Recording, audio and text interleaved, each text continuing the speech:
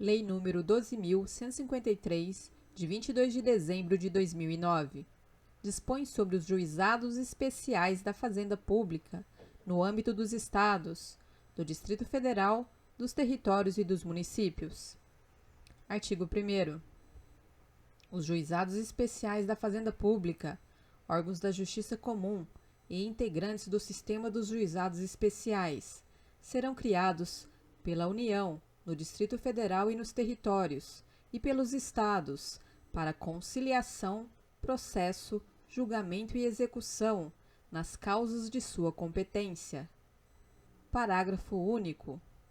O sistema dos juizados especiais dos Estados e do Distrito Federal é formado pelos juizados especiais cíveis, juizados especiais criminais e juizados especiais da Fazenda Pública. Artigo 2º. É de competência dos juizados especiais da Fazenda Pública processar, conciliar e julgar causas cíveis de interesse dos Estados, do Distrito Federal, dos territórios e dos municípios, de até o valor de 60 salários mínimos. Parágrafo 1º. Não se inclui na competência do Juizado Especial da Fazenda Pública. Inciso 1. As ações de mandado de segurança, de desapropriação, de divisão e demarcação populares por improbidade administrativa, execuções fiscais e as demandas sobre direitos ou interesses difusos e coletivos. Inciso 2. As causas sobre bens imóveis dos Estados, Distrito Federal, territórios e municípios, autarquias e fundações públicas a eles vinculadas. Inciso 3º. As causas que tenham como objeto a impugnação da pena de demissão imposta a servidores públicos civis ou sanções disciplinares aplicadas a militares. Parágrafo 2º. Quando a pretensão versar sobre obrigações vincendas para fins de competência do juizado especial, a soma de 12 parcelas vincendas e de eventuais parcelas vencidas não poderão exceder o valor referido no caput deste artigo. Parágrafo 3º. Vetado. Parágrafo 4º. No foro onde estiver instalado o juizado especial da Fazenda Pública, a sua competência é absoluta. Artigo 3º. O juizado poderá, de ofício a requerimento das partes, deferir quaisquer providências cautelares e antecipatórias no curso do processo, para evitar dano de difícil ou de incerta reparação. Artigo 4º. Exceto nos casos do artigo 3º, somente será admitido recurso contra a sentença. Artigo 5º. Podem ser partes no juizado especial da Fazenda Pública. Inciso 1. Como autores, as pessoas físicas e as microempresas e empresas de pequeno porte, assim definidas na Lei Complementar nº 123, de 14 de dezembro de 2006. Inciso 2. Como réus, os Estados, o Distrito Federal, os territórios e os municípios, bem como autarquias, fundações e empresas públicas, a elas vinculadas. Artigo 6º. Quanto às citações e intimações, aplicam-se as disposições contidas na Lei nº 5.869, de 11 de janeiro de 1973, Código de Processo Civil. Artigo 7º. Não haverá prazo diferenciado para a prática de qualquer ato processual pelas pessoas jurídicas de direito público, inclusive a interposição de recursos, devendo a citação para a audiência de conciliação ser efetuada com antecedência mínima de 30 dias. Artigo 8º. Os representantes judiciais dos réus presentes à audiência poderão conciliar, transigir ou desistir nos processos da competência dos juizados especiais, nos termos e nas hipóteses previstas na lei do respectivo ente da federação. Artigo 9º. A entidade ré deverá fornecer ao juizado a documentação de que disponha para o esclarecimento da causa, apresentando-a até a instalação da audiência de conciliação. Artigo 10. Para efetuar o exame técnico necessário à conciliação ou ao julgamento da causa, o juiz nomeará pessoa habilitada, que apresentará o laudo até 5 dias antes da audiência. Artigo 11. Nas causas de que trata esta lei não haverá reexame necessário. Artigo 12. O cumprimento do acordo ou da sentença, com trânsito em julgado, que imponham obrigação de fazer, não fazer ou entrega de coisa certa, será efetuado mediante ofício do juiz, à autoridade citada, para a causa, com cópia da sentença ou do acordo. Artigo 13. Tratando-se de obrigação de pagar quantia certa, após o trânsito em julgado da decisão, o pagamento será efetuado. Inciso 1. No prazo máximo de 60 dias, contado da entrega da requisição do juiz à autoridade citada para a causa, independentemente de precatório, na hipótese do parágrafo 3º do artigo 100 da Constituição Federal. Ou, inciso 2, mediante precatório, caso o montante da condenação exceda o valor definido como obrigação de pequeno valor. Parágrafo 1º. Desatendida a requisição judicial, o juiz imediatamente determinará o sequestro do numerário suficiente ao cumprimento da decisão, dispensada a audiência da Fazenda Pública. Parágrafo 2º. As obrigações definidas como de pequeno valor, a serem pagas independentemente de precatório, terão como limite o que for estabelecido na lei do respectivo ente da federação. Parágrafo 3º. Até que se dê a publicação das leis de que trata o parágrafo 2º, os valores serão: inciso 1, 40 salários mínimos quanto aos estados e ao Distrito Federal. Inciso 2, de 30 salários mínimos quanto aos municípios. Parágrafo 4º. São vedados o fracionamento, a repartição ou a quebra do valor da execução, de modo que o pagamento se faça, em parte, na forma estabelecida no inciso 1 do caput e, em parte, mediante expedição de precatório, bem como a expedição de precatório complementar ou suplementar do valor pago. Parágrafo 5º. Se o valor da execução ultrapassar o estabelecido para pagamento, independentemente do precatório, o pagamento far-se-á sempre por meio do precatório, sendo facultada à parte exequente a renúncia ao crédito do valor excedente, para que possa optar pelo pagamento do saldo sem o precatório. Parágrafo 6º. O saque do valor depositado poderá ser feito pela parte autora pessoalmente em qualquer agência do banco depositário, independentemente de alvará.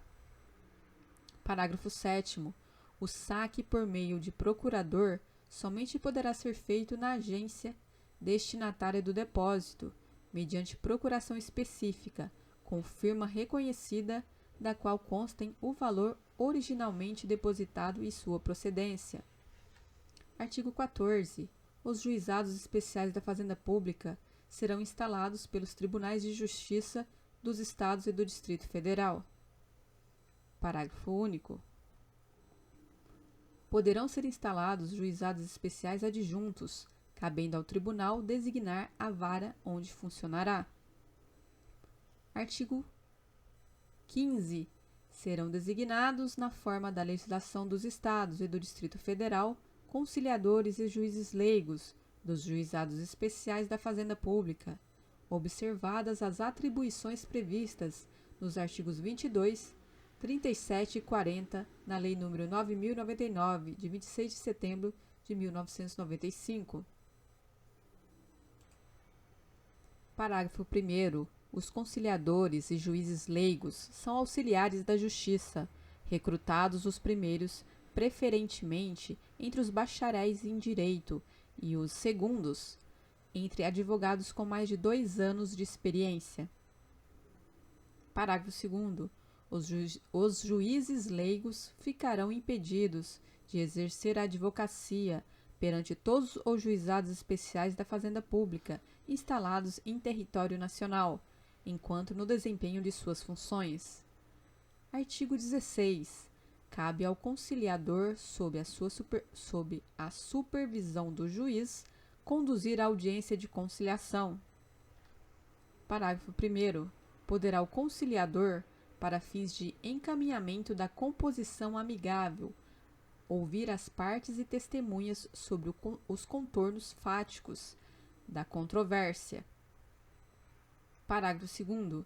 Não obtida conciliação, caberá ao juiz presidir a instrução do processo, podendo dispensar novos depoimentos, se entender suficientes para o julgamento da causa os esclarecimentos já constantes dos autos e não houver impugnação das partes.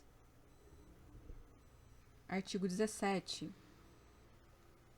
As turmas recursais do sistema dos juizados especiais são compostas por juízes em exercício no primeiro grau de jurisdição, na forma da legislação dos Estados e do Distrito Federal, com mandado de 2 anos e integradas preferencialmente por juízes do sistema dos juizados especiais. Parágrafo 1º. A designação dos juízes das turmas recursais obedecerá aos critérios de antiguidade e merecimento. Parágrafo 2º.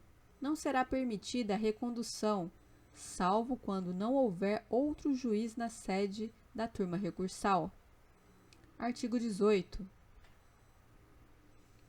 Caberá pedido de uniformização de interpretação de lei, quando houver divergência entre decisões proferidas por turmas recursais sobre questões de direito material. Parágrafo 1º. O pedido fundado em divergência entre turmas do mesmo Estado será julgado em reunião conjunta das turmas em conflito, sobre a presidência de desembargador indicado pelo Tribunal de Justiça.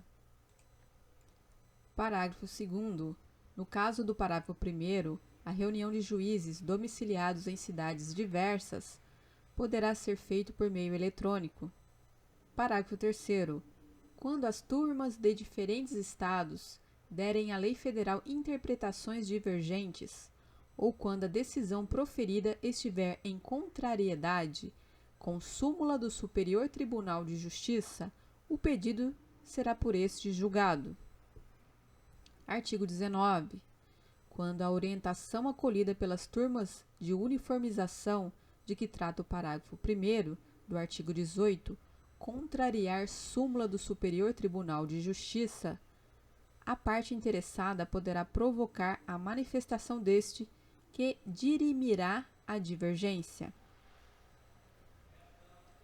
Parágrafo 1º.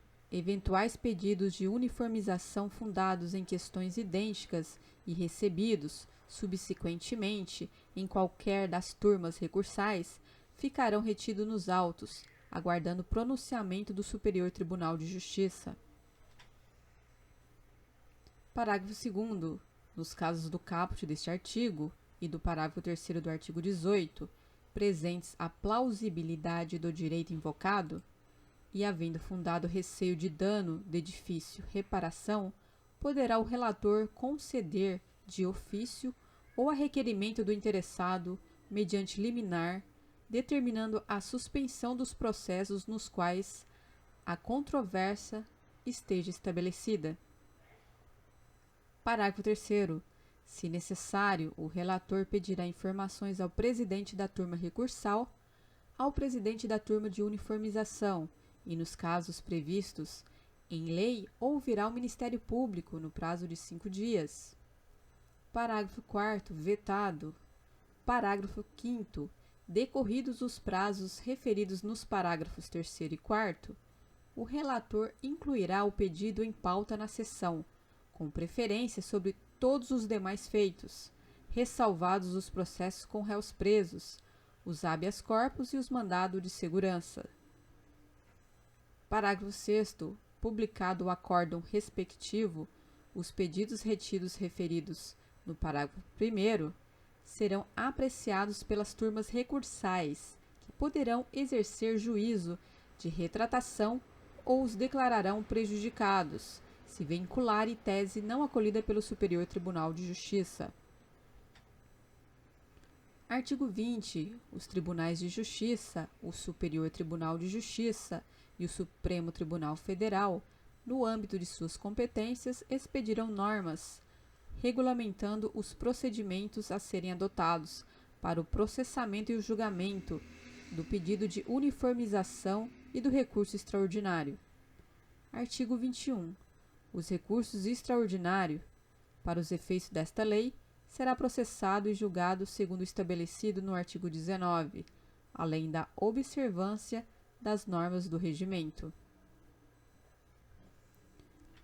Artigo 22. Os juizados especiais da Fazenda Pública serão instalados no prazo de 2 anos da vigência desta lei, podendo haver o aproveitamento total ou parcial das estruturas das atuais varas da Fazenda Pública.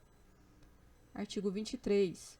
Os tribunais de justiça poderão limitar, por até 5 anos, a partir da entrada em vigor desta lei, a competência dos juizados especiais da Fazenda Pública, atendendo à necessidade da organização dos serviços judiciários e administrativos.